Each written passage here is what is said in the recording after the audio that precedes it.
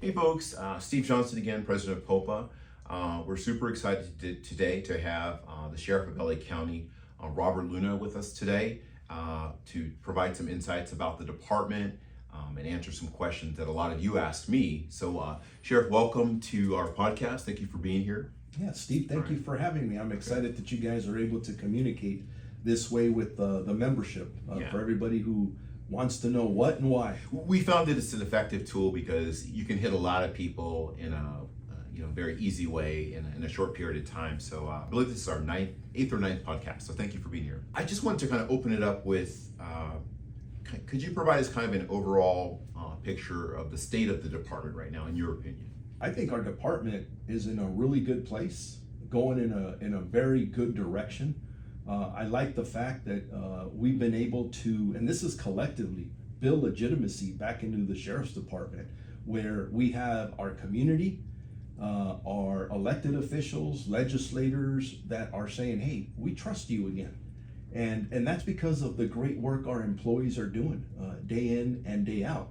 Why is that important? Because when we are asking for, if I get up there with the board and I'm asking for personnel, I'm asking for equipment, technology, and I'm sure a lot of the folks are seeing that we are getting more things in. We're getting everything we need. You never do. Because of those relationships, fixing a lot of those relationships, we're able to get a lot of things that maybe in the last several years, 3 years and beyond, we weren't able to achieve. And when I talk about the state of the department, even though I think it's going better, there's some challenges. And I think we're going to be talking about some of these, and that's staffing, because staffing is my top priority. And that's a great segue with regard to overtime. I know a lot of our personnel are working like 6, 8 shifts of overtime. What would you say to those individuals? And a lot of that's mandated as well. There really isn't a choice. So what would you say to those individuals? The very first thing I'd say is thank you, because I thank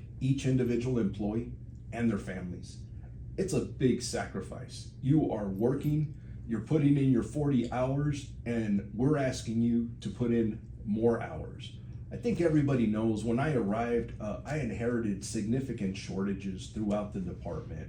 So I want to talk about some of the steps that we're taking and tell every employee out there, please hang in there. I know it's tough, but if you run across a situation where it becomes just overwhelming, please come and talk to us so we can figure something out. Because as I travel around the department, I get those that say, hey, I think I'm working too many hours, and we're always trying to figure out a way to help there. But then I also get the employees who say, don't you dare touch my overtime. Right. I'm really happy with the amount, and they prefer. So you do get both. But just, it does go back to a big thank you. But let me talk about some of the things that we're doing. One, I acknowledge and recognize and respect the fact that people are working, in my opinion, more than they should be. Staffing has become a priority. So we go back to the board. When I've gone to the board and we ask for 8 to 10 classes, we're waiting to hear about this year's coming budget, and I believe they should approve that coming our way. Our recruitment is up. I don't know if many people know that. And the goal is to get back to those 100-person classes, but I want to emphasize with everybody, we're not lowering standards here. That is absolutely important. But you can't talk about staffing, recruitment without talking about retention. Because of that good relationship I have with the county CEO's office and the board, we presented a plan, which is our STARS program, which looks at, it's a deferred retirement plan option. And from everything I hear, we're getting closer and closer. And that would be for people who are about to retire. That gives them a pathway to stay on the job. So how do we keep those folks so that we put in that relief for the people who are working the mandatory overtime? And then we're also getting ready for all those, the World Cup this year, the 2027 Super Bowl, the Olympics and Paralympics down the road. And if you're thinking about retiring, maybe hang in there. Back in May, I filed a memo initially to the county CEO that went to the board, and I told them, our deputies, our employees need a raise. And I have said this publicly, I've said it politically, either on the floor of the board meetings. I've said it privately with them. We need to be competitive, not only with salary, but with benefits. And as you know, I don't need to tell you this, we're still at the table, we're fighting hard. I have somebody that represents our office, the sheriff's office, at that table that is pushing hard.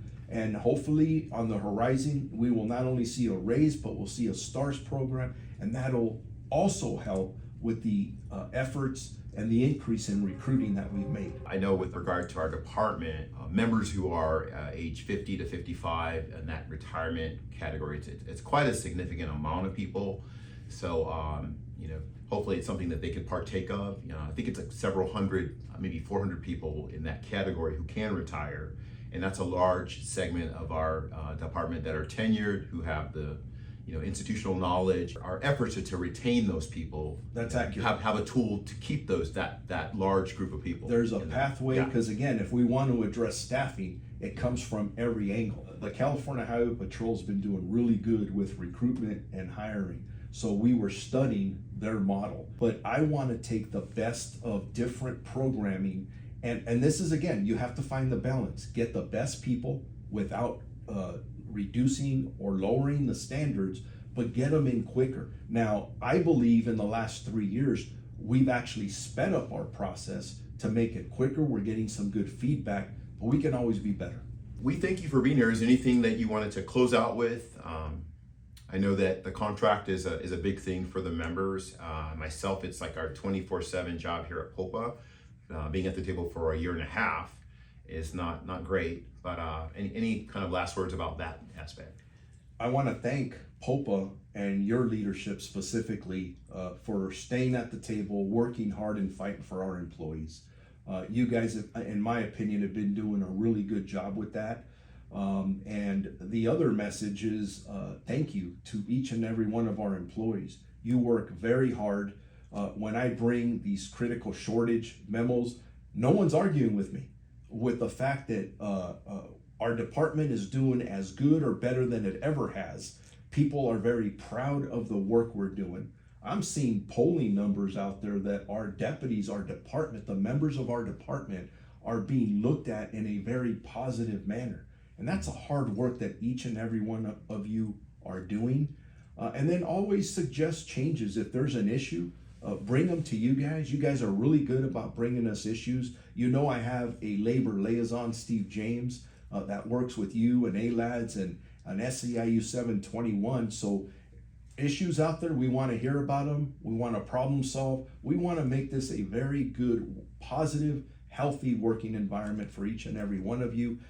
One other thing, please, if at any time you feel like you're overwhelmed and you need help, you're depressed, you have anxiety, we have done so much from an employee wellness perspective. We still have more to do, but please come forward, talk to somebody, whether it's a psych. We've increased our peer counseling by over 20%.